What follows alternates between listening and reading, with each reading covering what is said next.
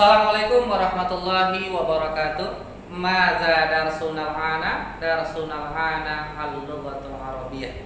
Apa pelajaran kita hari ini? Pelajaran kita hari ini adalah bahasa Arab. Baik, kita masuk di dalam materi selanjutnya tentang al-idhofatu. Apa arti al-idhofah? Ya, al-idhofah itu adalah menyandarkan suatu kata atau kalimat kepada kata lainnya sehingga menimbulkan pengertian baru. Ya, sehingga menimbulkan pengertian baru. Jadi gabungan dua kata ya yang memiliki satu arti. Contoh sebuah kata meja. Apa bahasa Arab meja? Meja bahasa Arabnya maktabun. Ya. Ini baru satu kata. Ya. Kemudian murid, apa bahasa Arabnya murid? Tilmidun.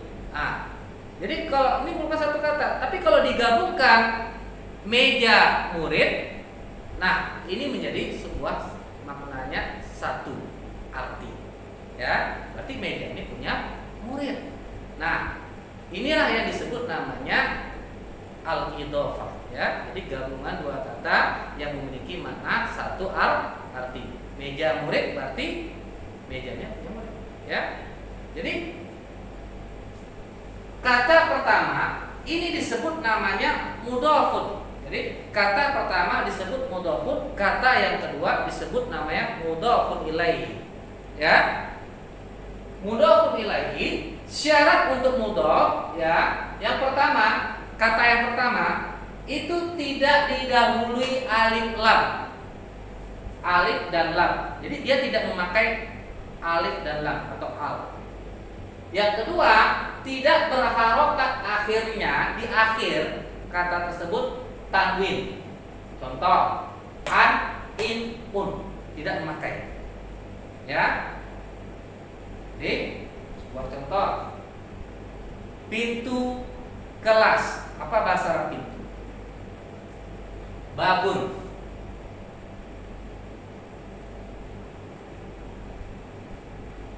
Karena dia tidak memakai alif lam, jadi nggak usah pakai al-bab, jadi cukup ba. Rupanya tidak berharokat atau akhirnya tanwin. Cukup istilahnya domah saja. Cukup satu. Ba. Nah, pintu. Bahasa Arabnya pintu apa? Bab. Nah, coba perhatikan syarat mudhof ilaihi yang kedua. Dalam keadaan majrur atau bergaris bawah. Majrur ini artinya bergaris bawah atau bergaris kasroh di akhir. Yang kedua, memakai alif dan lam. Memakai alif, lam dan lam. Jadi pintu kelas, apa bahasa Arab kelas? Rupanya kelas bahasa Arabnya faslun. Ya. Karena dia istilahnya kata perintahnya di sini dalam keadaan majrur, ya. Ingat, dia memakai alif lam, ya. Karena dia memakai alif lam, kita pakai alif lam. Ya. Jadi bacanya al-fasli. Di akhirnya memakai bergaris kasrah. Al-fasli. Nah, maka menjadilah sebuah kalimat pintu kelas. Jadi bahasa Arabnya pintu kelas apa? Penggabungannya, cara membuatnya babul fasli.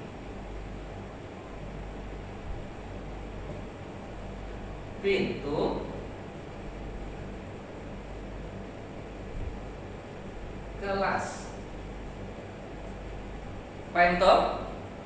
Bahasa Arabnya adalah pintu kelas, babul fasli. Nah, inilah yang disebut namanya al-idhofah. Artinya apa? Menyandarkan suatu kata atau kalimat kepada kata lainnya sehingga menimbulkan pengertian baru. Jadi gabungan dua kata memiliki maknanya satu arti. Ya. Ini kan dua kata ini. Pintu sama kelas. Nah, jadi kalau istilahnya kita bilang pintu kelas, maka disebut namanya babul fasil. Ini memiliki jadi satu arti. Nah, inilah yang disebut namanya al-idhofah. Seperti contoh lagi, apa selain apa? Seperti contoh, murid, bahasa Arabnya at-tilmizu, ya, tilmizu. Ya. Kelas, bahasa Arabnya faslun. Nah, kelas murid, apa? Kelas murid apa bahasa Arab?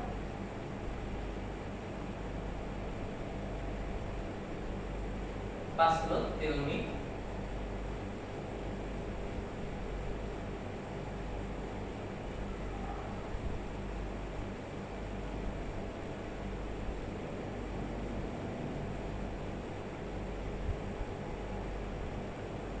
Faslun, tilmi. Apa artinya kelas murid? Ya. Pena murid. Bahasa Arabnya pena kolamun. Berarti kolamu at-tilmi. Nah, inilah merupakan pelajaran tentang al-idhofah. Paham tuh? Jadi al-idhofah itu apa? Pengertiannya adalah menyandarkan suatu kata atau kalimat kepada kata lainnya sehingga menimbulkan pengertian baru.